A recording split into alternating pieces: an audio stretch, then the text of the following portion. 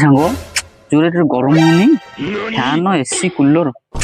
कि ना रे मनीष जो रेट हईराण हो घरे कहनी रे मैं कौन कर कहलु जो गरम बात तो सही है। तोर असुविधा मो पाखे गोटे उपाय अच्छी सांग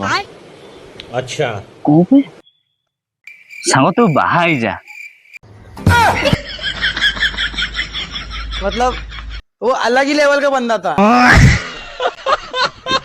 केते सुंदर केते सरल भाव में सांग तू हसी देलु विश्वास कर सांग तोर ये अपूर्व हस देखले ना